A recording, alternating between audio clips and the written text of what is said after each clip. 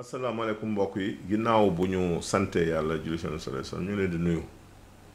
di ñaan yàlla dolli dal ak wér si réew bi dolli fi naataange ñu ngi nuyu njiitu kër gi di ko ñaanal jàmm di ko ñaanal wér di ko ñaanal naataange di nuyu Cheikh Mbacke Ndiaye si Pikine ak Soxna Masila maa ngi nuyu Soxna Gañ si Gueye ñu ngi nuyu Asfal bu Al Amin si Yëmbal di transporteur di nuyu Cheikh Thiaw ak Soxna Aminata Gueye maa ngi nuyu Mamadou Ndiaye di sapeur à la retraite à Mont-Seng ñu ngi nuyu Afi Màkk si Espagne di nuyu le directeur du centre autorité bu Cambérène di Taawale ñu ngi nuyu dëkkandoo yi di nuyu mbokk yi di nuyu ñëpp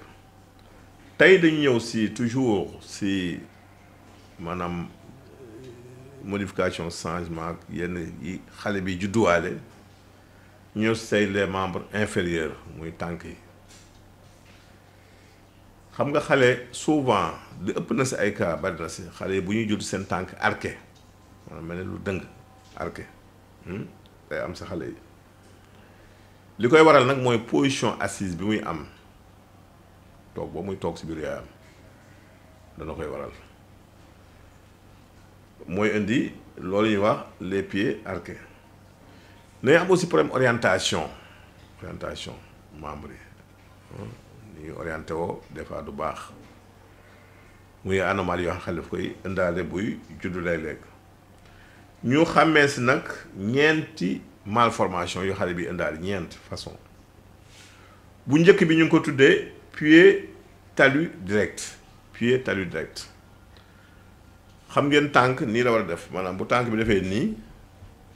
lii di pied bi ak jambe bi dañu war a perpendiculaire dafa def angle droit mais xale bi bu juddoo su boobaa tànk bi nii lay def lii dafay jëm si pied bi dafay jëm si jambe loolu la ñuy wax pied talus direct dafay dal xale yi léeg-léeg bu ñu juddoo mais du lu garaaw ndax par ay manipulation rek yaay ji mën na fexe mu delloo si su koy fal di kii ndànk-ndànk rek day dem ba delaat position normale loolu moom du lu garaaw ñaareel bi pied varus beneen malformation la boo xamante ni dafa mel ni tànk bi day tourner vers l'intérieur tànk bu léegi mu def nii day mel ni lay def day jëm si biir kooku aussi ay manipulation moo koy delloowaat du lu garaaw aussi orteil superposé ou soudé léeg-léeg mën na juddu ñaari baaraamu tànk yi def nii wala yëpp def nii taxaloo mais yooyu dina dañ avec le temps moom it dafa rek ay manipulation am na lu ñuy wax doigt surnuméraire mooy 5e doigt léeg-léeg xale bi juddu ale juróomeelu baaraamu tànk maanaam au lieu que mu def nii day am beneen bu sax fii su boobaa nag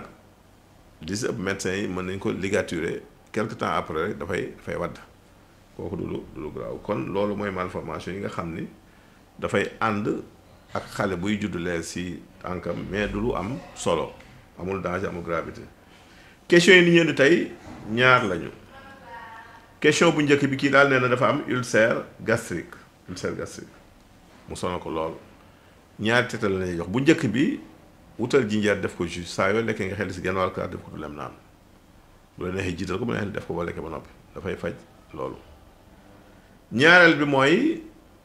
nga wut xasum béer ak xasum guy nga weer ko nga wal ko mu nekk sunguf soo lekkee nga tibb kudd bu ndaw def si kaar def ndox bu tàng ba mu digg nga yëgal bàyyi moom tey nga segg naan même boo jëlee xas mi noonu ndax baaxal ko di ko naan saa nga wal ko dina efficace si wàllu ulcère kii nee na daal dafa gént di ñaw